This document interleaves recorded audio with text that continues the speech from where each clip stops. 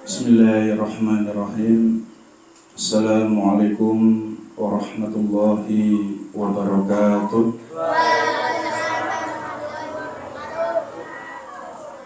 Innal hamdalillah nahmaduhu wa nasta'inuhu wa nastaghfiruh wa natubu ilaihi wa na'udzu billahi min shururi anfusina wa sayyiati a'malina. Man yahdihillahu fala mudilla lahu wa man yudlil fala hadiya lahu.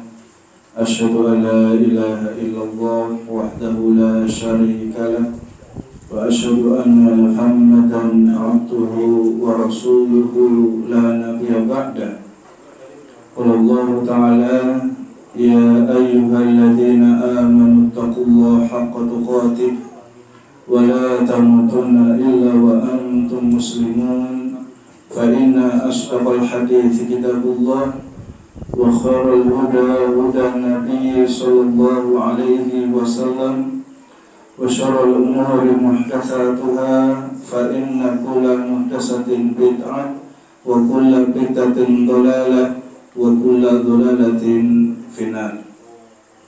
Ma'asyiral muslimin muslimat, jamaah pengajian sekalian, rahimani wa rahimakumullah. Alhamdulillah, di hari yang berbahagia ini marilah terus kita berusaha banyak-banyak bersyukur kepada Allah Subhanahu wa ta'ala. Karena kita sadari atau tidak kita sadari, Allah masih terus memberikan berbagai nikmat kepada diri kita semuanya. Manakala kita banyak bersyukur kepada Allah Subhanahu wa ta'ala, Allah telah berjanji kepada diri kita untuk terus menambah nikmat-nikmat kepada diri kita. Amin ya rabbal alamin. Jemaah sekalian yang dirahmati Allah Subhanahu wa ta'ala, dan insyaallah ta'ala di malam hari ini kita akan membahas sebuah tema tentang istiqomah dalam amal kebaikan. Karena di beberapa hari yang lalu kita sudah banyak melakukan amal-amal kebaikan, yaitu terkhusus di bulan Ramadan. Luar biasa kita beramal, luar biasa kita mengerjakan banyak ibadah. Kita puasa di siang harinya, kita sholat tarawih di malam harinya, kita menahan hawa nafsu kita untuk tidak banyak berbuat maksiat, tidak berbuat banyak keburukan. Kemudian kita menggenapkan sholat-sholat fardu yang kita lakukan, dan masih banyak dari amalan-amalan yang telah kita lakukan. Dan sebagian kaum muslimin, mereka setelah banyak beramal di bulan Ramadan, maka mereka sudah melupakan begitu saja bulan Ramadan. Kemarin saya mengamalkan apa, beribadah apa, itu sebagian dari kaum muslimin sudah lupa. Nah sekarang sikap terbaik seorang muslim setelah mereka banyak beramal kepada Allah Subhanahu wa ta'ala adalah seperti yang dikatakan oleh salah seorang ulama yang bernama Abdul Aziz bin Abi Rawat. Beliau mengatakan, adraktuhum yastahiduna fil amali soleh. Saya mengetahui bahwasanya mereka, para sahabat Rasulullah Shallallahu Alaihi Wasallam, mereka adalah orang yang yastahiduna, bersungguh-sungguh. Mereka berlomba-lomba fil amali soleh, dalam melakukan amal kebaikan, dalam melakukan amal soleh. Dan kita tahu amal itu bisa dikatakan menjadi amal soleh adalah amal yang mengikuti apa yang dicontohkan oleh Nabi Muhammad Sallallahu Alaihi Wasallam. Itu adalah amal yang soleh. Bukan amal yang soleh, itu adalah amal yang dianggap baik oleh masyarakat. Semua masyarakat mengatakan ini baik, tetapi kalau ini tidak dicontohkan oleh Nabi SAW, ya berarti ini bukan amal yang soleh. Dan kalau ada amalan dari masyarakat tidak ada yang melakukannya, tapi ini ada contoh, ada dalil, ada hadis dari Nabi SAW, meskipun sedikit sekali orang yang mengamalkannya, maka ini kita katakan amal yang soleh. Ini adalah standarisasi amal soleh, sebagaimana yang difirmankan Allah Subhanahu wa taala, "Faman kana yarju liqa'a rabbih falyamal amalan sholihan wala yusyrik bi ibadati rabbih ahada." Barang siapa yang dia ingin bertemu dengan Allah Subhanahu wa taala di akhirat, ingin berjumpa, ingin bertemu dengan Allah Subhanahu wa taala di akhirat, dan Allah di akhirat tidak akan bisa ditemui kecuali di surga. Dan yang bisa melihat menemui Allah Subhanahu wa taala hanya ahlul jannah, hanya penduduk surga. Berarti ketika kita ingin bertemu dengan Allah Subhanahu wa taala, kita ingin bisa melihat bagaimana wujud dari Allah Subhanahu wa taala, berarti syaratnya kita harus masuk surga terlebih dahulu. Jadi barang siapa yang dia ingin bertemu oleh Allah Subhanahu wa taala, maka syaratnya dua, yaitu fal ya'mal amalan sholihan. Dia harus beramal amalan yang soleh. Amal soleh adalah yang ada dalilnya di dalam Al-Quran maupun hadis Nabi Shallallahu Alaihi Wasallam. Terutama amalan yang ada contohnya dari Nabi Muhammad Shallallahu Alaihi Wasallam. Wala yusyrik bi ibadati rabbih ahada. Dan jangan dia berbuat syirik, jangan dia berbuat kufur kepada Allah Subhanahu wa taala. Sudah menyembah kepada Allah, tapi dia menyembah kepada selain Allah. Dia telah berdoa, meminta, memohon kepada Allah, tapi di sisi lain dia masih meminta, berdoa, memohon kepada selain Allah Subhanahu wa taala.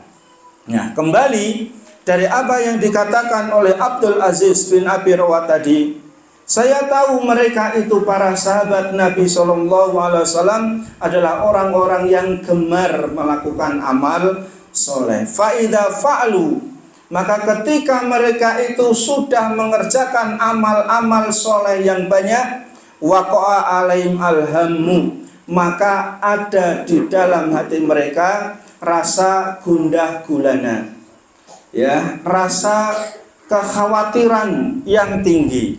Kekhawatiran tentang apa? Ayub balu minhum amla, apakah amalan yang saya lakukan itu benar-benar diterima oleh Allah Subhanahu wa taala atau tidak. Nah, setelah mengamalkan banyak ya amalan di bulan Ramadan, kira-kira kita masih kelingan apa ora? Ya, sudah lupa ya, yang berlalu biarlah berlalu. Ya, sing wis sekarang kita hadapi lembaran hidup baru. Salah, ya, maka itu adalah prinsip yang harus kita ingat, ya, harus kita ingat, dan haruslah kita masih berdoa kepada Allah Subhanahu wa taala. Kita berdoa mudah-mudahan amalan yang banyak kita lakukan tadi itu diterima oleh Allah Subhanahu wa taala. Kita sudah mengeluarkan banyak biaya, mengeluarkan banyak tenaga, pikiran, waktu dan seterusnya, maka minal khosirin, sangat merugi kalau seandainya kita banyak beramal tapi ternyata itu amalan yang seperti debu yang berterbangan, ya, tidak bisa ngumpul jadi satu, alias amal yang tidak diterima. Naudzubillah min dzalik. Kemudian sebetulnya ada indikasi, bahasane wong wates ini, indikasi, ya, ada tanda-tanda. Ada tanda-tanda. Apakah amalan kita itu diterima oleh Allah Subhanahu wa taala atau tidak? Ya, sebetulnya ada tanda-tanda. Jadi kita itu melihat Ramadan kemarin itu kayaknya diterima atau tidak amalan saya, itu sebetulnya ada alamat, ada indikasi, ada tanda-tandanya. Kita lihat sebagaimana dikatakan oleh Ibnu Rajab Al-Hambali, beliau mengatakan thawabul hasanah al-hasanatu ba'daha, bahwasanya pahala sebuah kebaikan adalah ketika kita masih bisa melakukan kebaikan tersebut. Ya, kita ulangi. Pahala sebuah kebaikan itu diantara tandanya kita mendapatkan pahala kebaikan tadi kalau kita masih terus melakukan kebaikan tersebut. Jadi kemarin diantara kita di bulan Ramadan itu rajin melakukan sholat fardu. Nah, kalau sekarang ini kita sudah melupakan sholat fardu, kita tidak melakukan lagi, berarti menunjukkan bahwasanya sholat kita yang kemarin tidak diterima oleh Allah Subhanahu wa Ta'ala. Karena tandanya kalau diterima masih dilakukan oleh kita. Kemarin kita membaca Al-Quran, baru Al-Quran ditutup, wis tidak baca lagi, ya tidak dibaca lagi. Yang penting saya Ramadan tak tutup, saiki tak tutup. Yaitu lebih parah yang seperti itu. Lah, tandanya seperti ini berarti alamat keburukan bagi diri dia. Kemarin dia puasa full 30 hari, kemudian setelah itu dia tidak puasa sama sekali. Ya, seperti puasa Syawal tidak dia lakukan dan seterusnya, maka ini juga sebagai pertanda buruk bagi diri kita. Kemarin kita sholat malam, yaitu sholat apa? Terawih. Baru blas nggak pernah sholat malam sama sekali. Sholatnya nek teko terawih lagi. Ya, sama sekali nggak melakukan sholat malam walaupun hanya 1 rakaat, 3 rakaat, berarti ini adalah pertanda buruk bagi diri kita. Maka kata beliau selanjutnya, faman amila hasanatan tsumma atba'aha ba'da bihasanatin, maka barang siapa yang dia telah beramal suatu kebaikan, kemudian dia ikuti setelahnya dengan kebaikan lagi, kana dzalika alamatan ala qabulil hasanah, maka ini adalah pertanda alamat diterimanya kebaikan tersebut. Kenapa? Kita masih ajab, istiqomah bisa melakukan. Berarti ini pertanda amalan kebaikan yang kita lakukan itu diterima oleh Allah Subhanahu wa Ta'ala. Walaupun kita menyadari nggak mungkin bagi kita, sulit bagi diri kita untuk beramal sama seperti di bulan Ramadan itu kayaknya nggak mungkin. Kecuali orang-orang wates ya, rodok mungkin kita. Amin, Masya Allah. Untuk menyamai itu jelas sulit bagi diri kita. Ya, Syawal kita full puasa 30 hari, ya mungkin. Ya, sehari kita kemarin baca setengah juz Al-Quran, sekarang rutin setiap hari setengah juz, kayaknya juga nggak mungkin.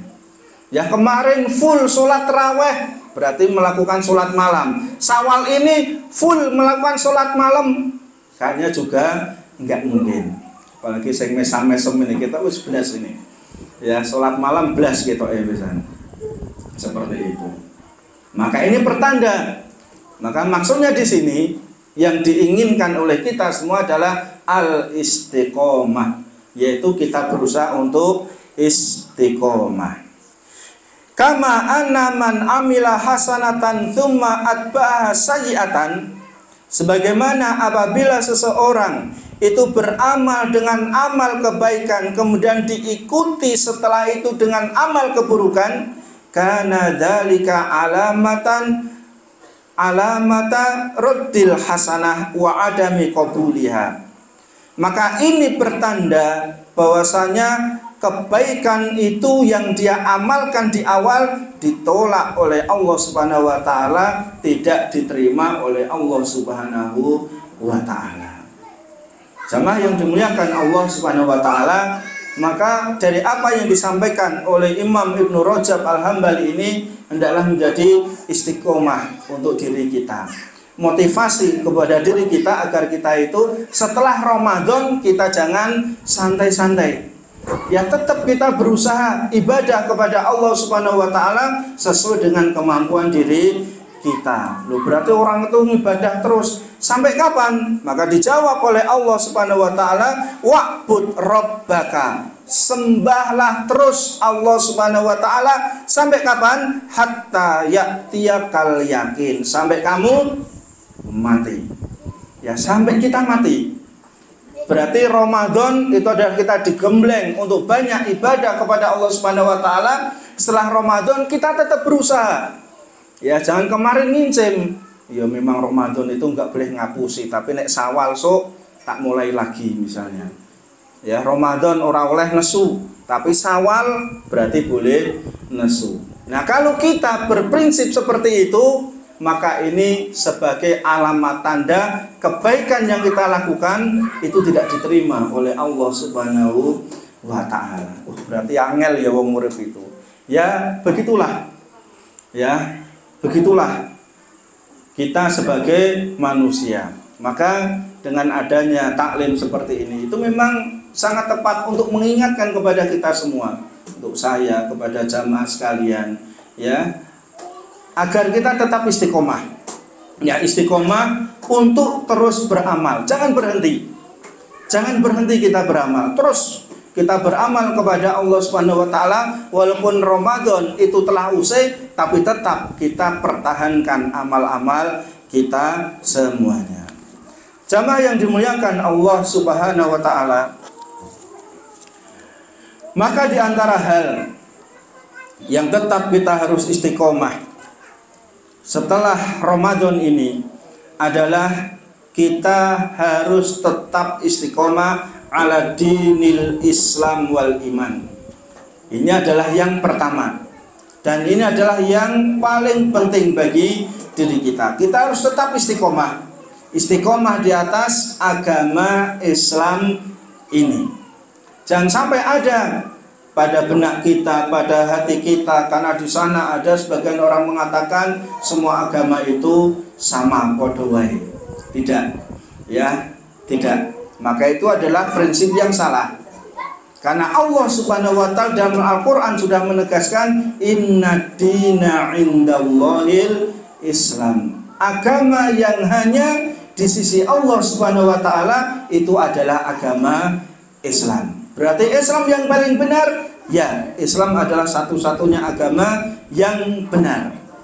Ya, tetapi dengan seperti ini tetap kita tidak boleh merendahkan, menjelek-jelekkan agama orang lain, maka itu ada dilarang. Mencela agama orang lain ini juga dilarang. Karena ini adalah suatu motivasi untuk diri kita agar kita tetap berada di atas agama Islam ini. Dan ini harus kita sampaikan, tegaskan kepada anak-anak kita, kepada orang tua kita, ya, wala tamutunna illa wa antum muslimun.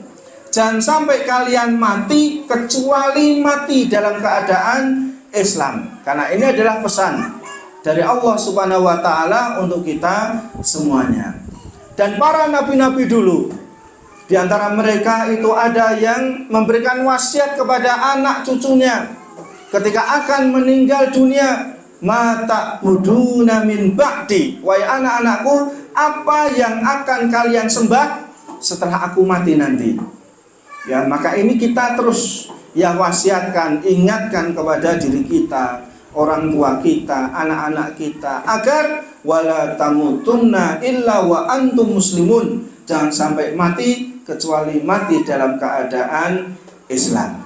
Maka ini adalah pentingnya kita memiliki keyakinan, kita memiliki akidah. Ya, jangan sampai kita terlalu pede, kita terlalu tinggi hati. Ya, kalau saya itu murtad, kita orang mungkin lah. Maksud kayak saya murtad, nggak mungkin. Anak-anak saya nggak mungkin kalau murtad. Ya, istri saya nggak mungkin kalau murtad. Suami saya nggak mungkin kalau dia itu murtad. Orang tua saya nggak mungkin kalau mereka sampai murtad, karena mereka itu orang-orang yang ahli sholat, ahli yang baca Al-Quran dan seterusnya. Ya, kita tidak boleh menjadi orang yang terlalu pede, orang yang sombong tidak boleh. Tetap kekhawatiran harus ada pada diri kita. Jangan diri kita. Ya, kisah yang sering kita singgung, seorang panglima kaum muslimin, seorang yang hafid Al-Quran 30 juz, bukan juz 30 apalagi juz jambu, juz apokat, ya, 30 juz dia hafal. Kemudian dia sebagai panglima qaidul muslimin, panglima kaum muslimin, itu bisa murtad.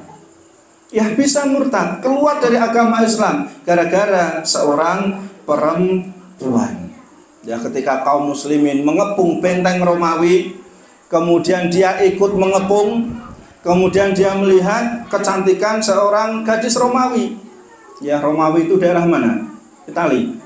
Itali cantik-cantik enggak, Pak? Hah? Ya lumayan lah. Lumayan. Ya, kemudian dia, kalau bahasa Wates ini, falling in love, jatuh cinta langsung. Kemudian didatangi si wanita Romawi tadi, saya ingin menikahi kamu. Ya silahkan, boleh, temui bapak saya yang ada di sana. Ditemui bapaknya. Kemudian saya ingin menikahi anak anda, silahkan. Syaratnya 3, antatanas soro. Pertama, kamu harus keluar dari Islam, engkau masuk Nasrani. Kata panglima yang hafid Al-Quran tadi, saya siap untuk keluar dari Islam, masuk Nasrani. Syarat yang kedua, antado fisodrika as-soliba, kamu taruh salib di dada kamu. Siap, saya akan taruh salib di dada saya. Kata siapa? Panglima dan hafid Al-Quran tadi. Syarat ketiga, antar al-khanazir, kamu harus gembalakan babi-babi kami. Siap, kami akan gembalakan babi-babi kalian. Na'udzubillahi min dzalik. Seorang panglima kaum muslimin, seorang hafid 30 juz, itu bisa telat, terkapar diri dia gara-gara kecantikan seorang wanita. Ini aku ora ketoke, ora bakalan ya, karena belum ketemu wanita cantik aja. Ning ngarepe jenengan sing elek-elek terus, coba sesekali ya digoda wanita yang cantik, kaya, ya menggoda terus, berat bagi diri kita untuk lepas dari itu. Anak-anak kita juga mungkin bisa seperti itu, kuat karena belum ada godaan, belum ada yang menggoda, itu kuat. Ya, naudzubillahi min dzalik. Jadi kita pertahankan agama kita ini, dan kita harus istiqomah, dan kita harus banyak berdoa kepada Allah Subhanahu wa taala, Allahumma amitna alal Islam was sunnah, sebagaimana doanya Imam Ahmad bin Hanbal. Ya Allah, matikan saya mati dalam keadaan Islam dan di atas sunnahnya Nabi Muhammad Sallallahu Alaihi Wasallam. Jadi tidak cukup dengan mati di atas Islam saja, tapi Islam yang ngikuti benar-benar agamanya Nabi Muhammad Sallallahu Alaihi Wasallam. Ya, itu yang pertama, kita harus istiqomah, dan ini harus kita jaga betul.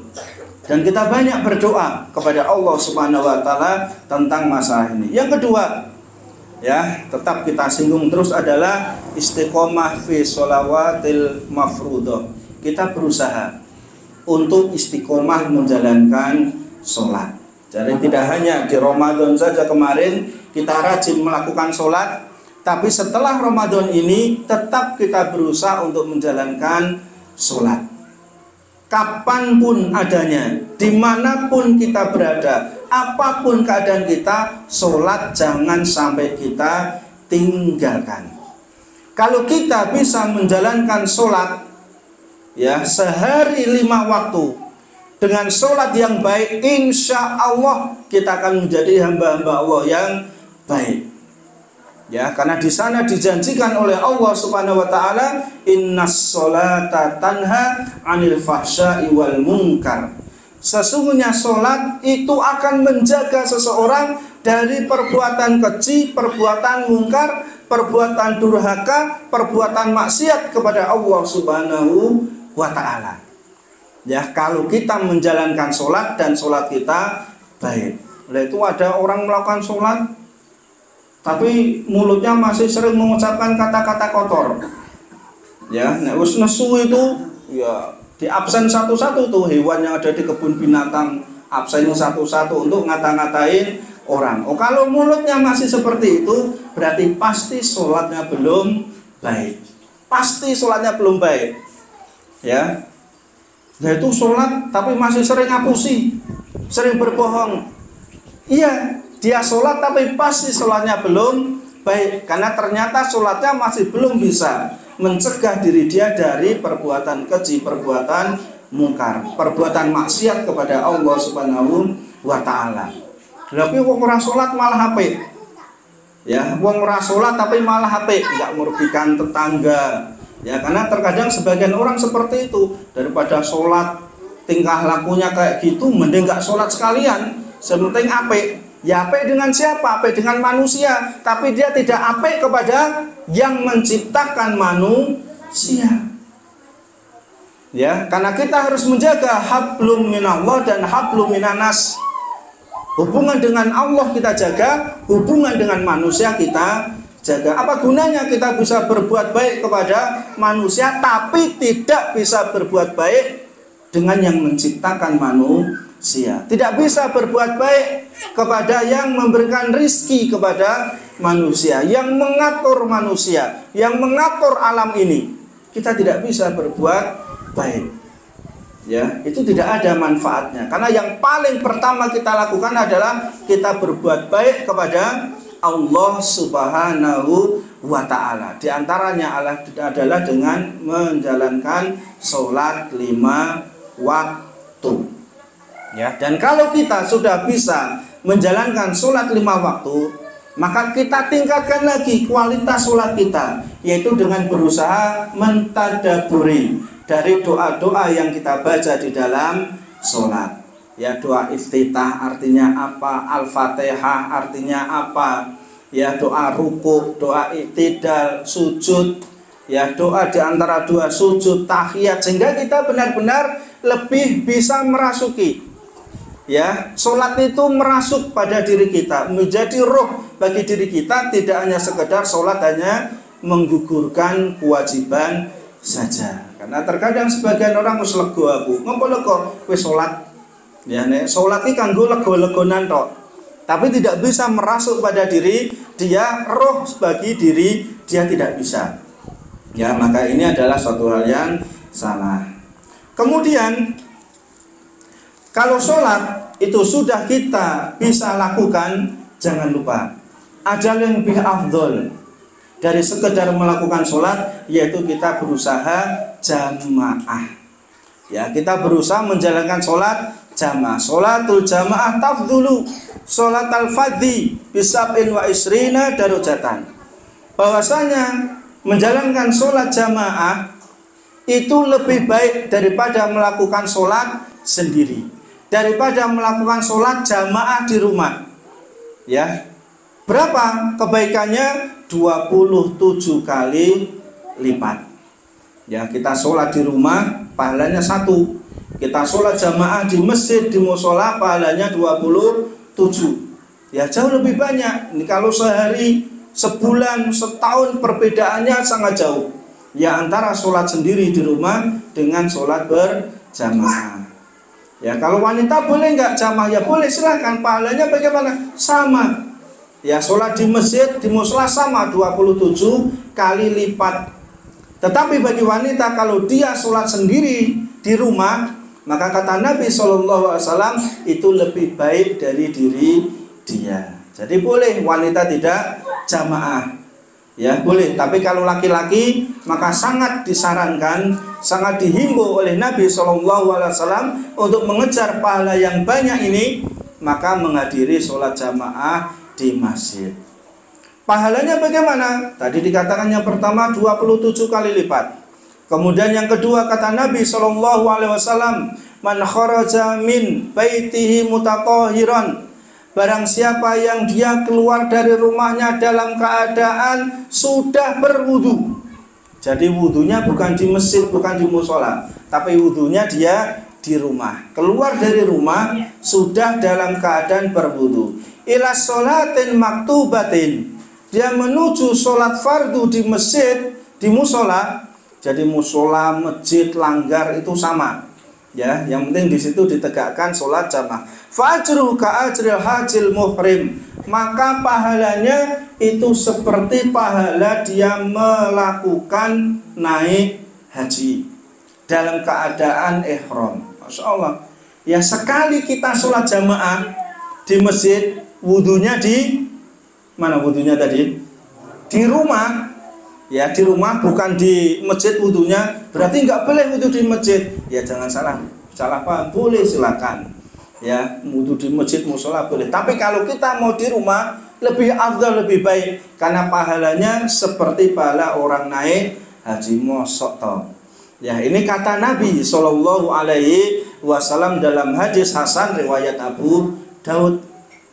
Ya, ini pahala yang sangat besar, sudah 27 kali lipat.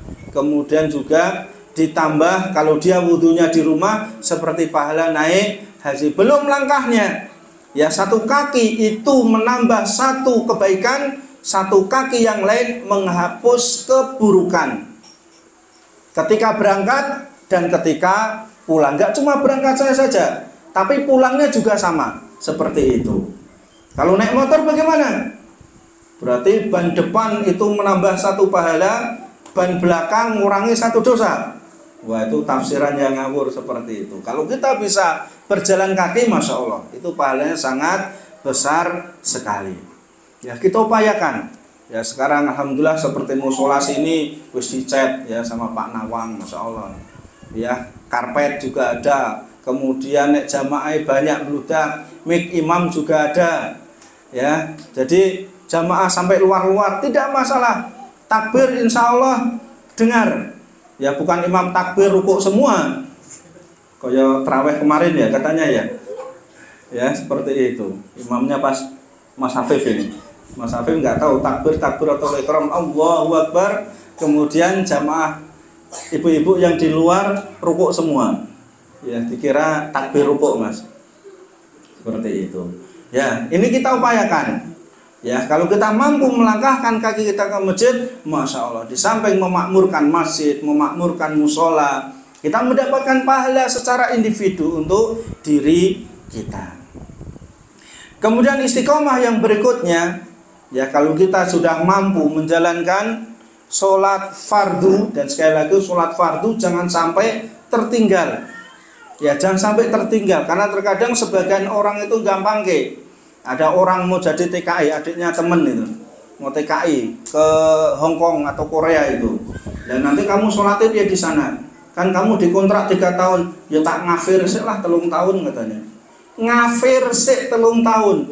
Padahal kata-kata kafir kalau keluar dari mulut seseorang itu bisa kembali kepada yang diucapkan atau kembali kepada diri dia sendiri. Ya. Dan terkadang orang guyonan juga ada seperti itu, tapi tidak ada guyonan tentang masalah ini. Orang sholat, Mas, aku gehet, nek het tenan kapok itu. Ya, coba het tenan metunis kok ngendi coba itu. Ya canda-canda, tapi bukan dalam masalah agama seperti ini. Ya, kemudian berikutnya istiqomah dalam qiyamul lail. Ya, kalau kita mampu, yang paling tidak ya seminggu pisan lah, itu kita jangan sampai meninggalkan sholat malam, dan itu tidak susah bagi diri kita insya Allah Ta'ala. Umar bin Khattab pernah ditanya oleh Nabi Shallallahu Alaihi Wasallam, wahai Umar, kapan kamu menjalankan sholat malam? Kata Umar, sepertiga malam terakhir wahai Rasulullah.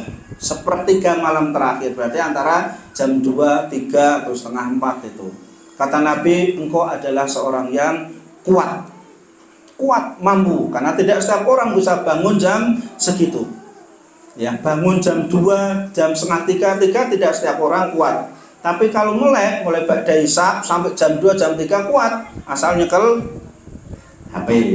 Kuat itu, tambah 2 hari lagi aja kuat kok.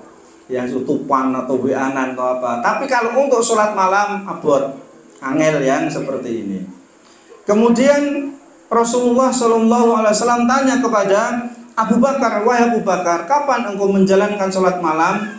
Sebelum tidur wahai Nabi sebelum tidur. Ya wahai Nabi, kata Nabi kepada Abu Bakar, engkau adalah orang yang sangat berhati-hati, karena khawatir mungkin engkau tidak bisa bangun di akhir malam, sehingga sebelum tidur sholat malam dulu.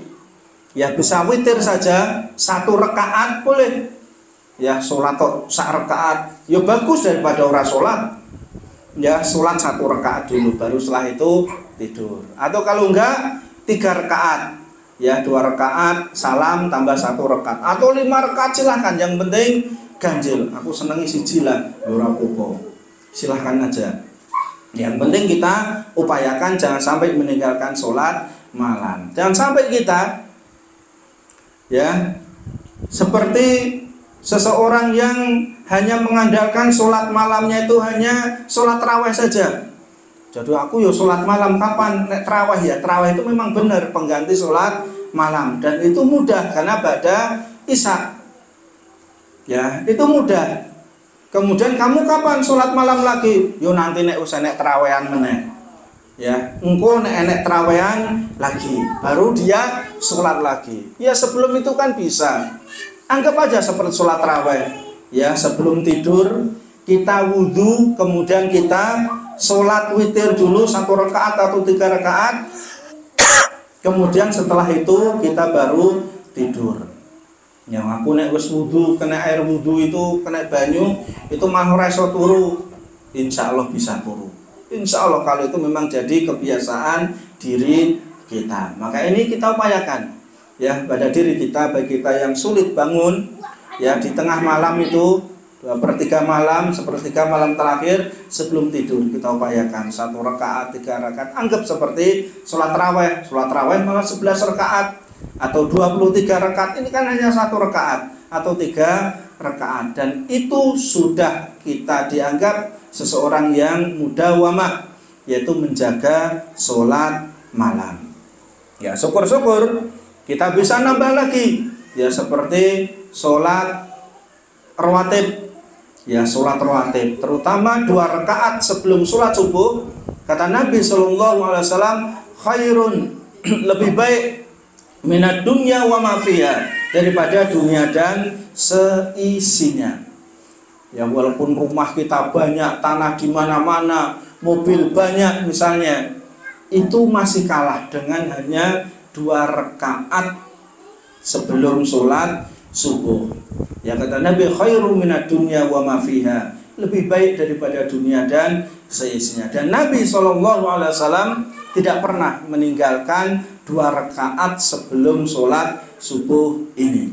Dan kalau kita tertinggal, ya boleh kita lakukan setelah sholat subuh, itu boleh kita lakukan. Kita qadha setelah sholat subuh selesai, kita sholat 2 rakaat qobliyah, itu diperbolehkan.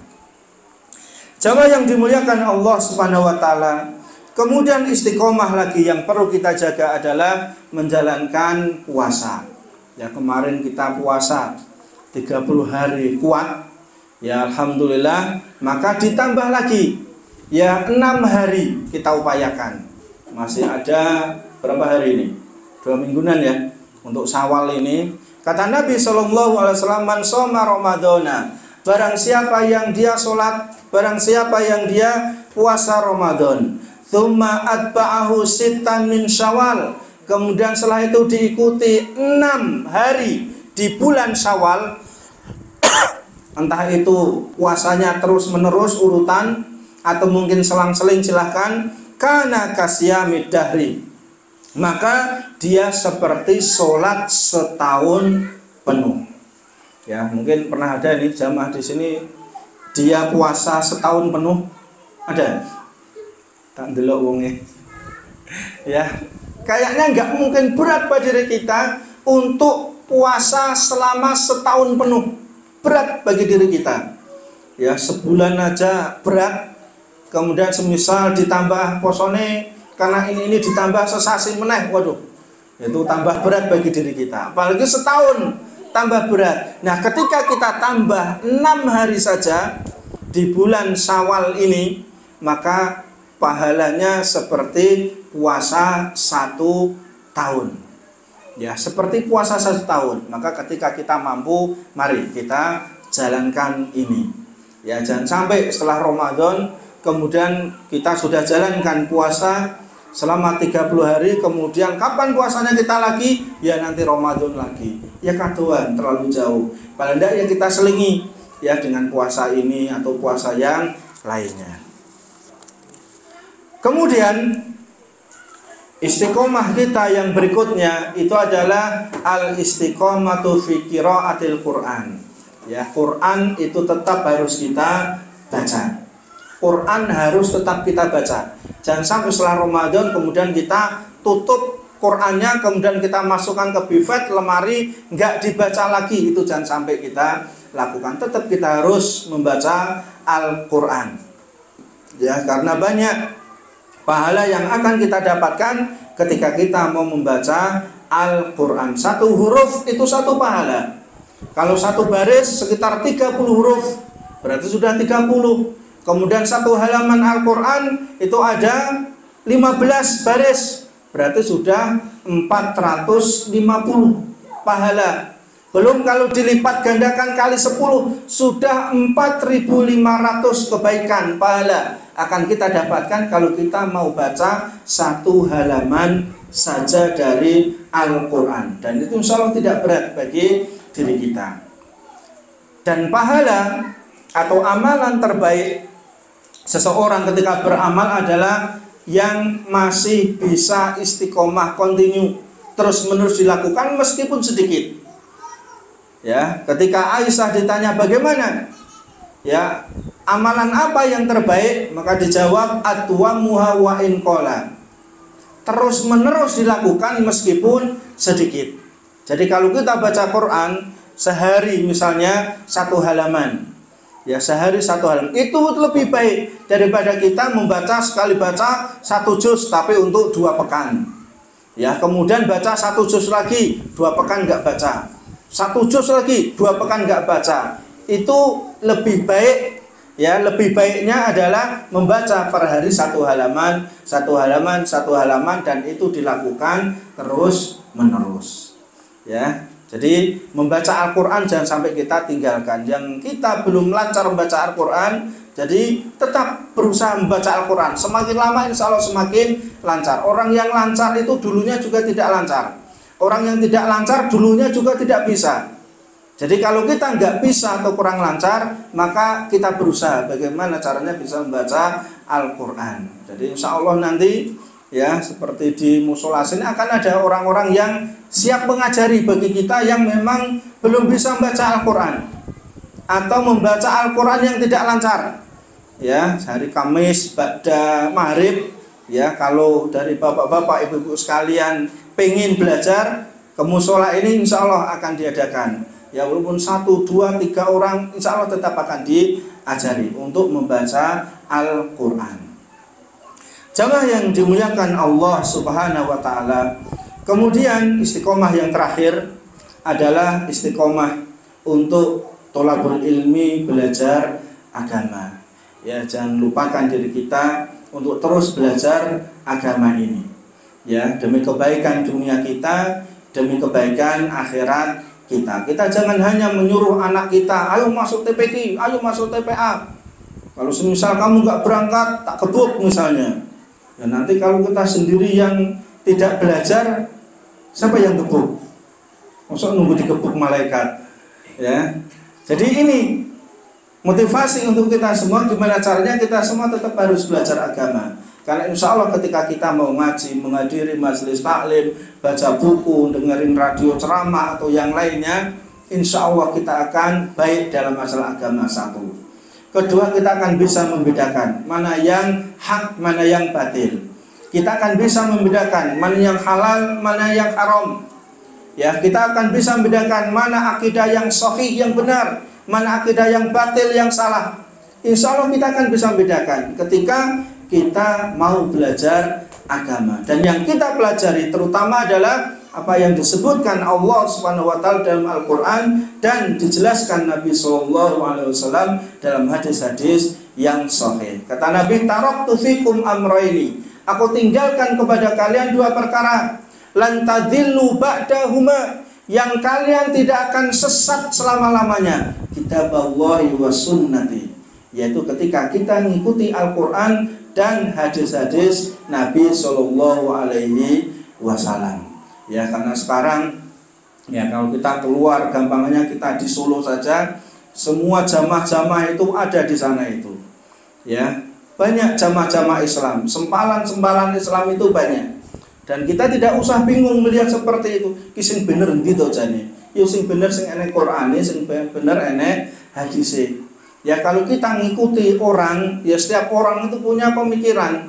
Setiap orang itu punya haluan sendiri-sendiri. Setiap orang punya tafsiran sendiri-sendiri. Tapi kalau tafsirannya itu sesuai dengan hadis Nabi SAW, tafsirannya sama seperti tafsirannya para sahabat radhiyallahu anhum ajmain, maka kebenaran itu ada di sana.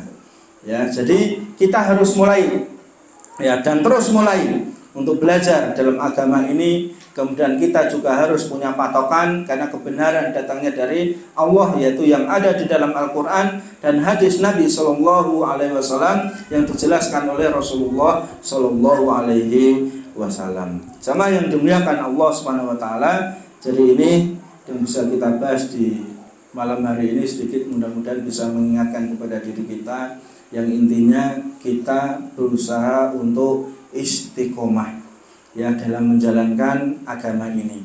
Kita kemarin Ramadan sudah baik, sudah menjadi orang baik, maka setelah Ramadan tetap kita berusaha menjadi orang yang baik. Kemarin kita sudah banyak beramal, setelah Ramadan tetap kita harus banyak beramal, tentunya sesuai kemampuan kita, walaupun amalan kita tidak sama dengan di bulan Ramadan. Tapi kita tetap harus melakukan amalan-amalan terbaik, dan jangan lupa kita berdoa kepada Allah Subhanahu Wa Taala untuk kebaikan diri kita sendiri, ya, kemudian untuk kebaikan dari keluarga kita dan orang-orang yang ada di sekitar kita. Wallahu a'lam bishawab. Wa akhiru da'wana alhamdulillahirabbil alamin. Wassalamualaikum warahmatullahi wabarakatuh. Waalaikumsalam.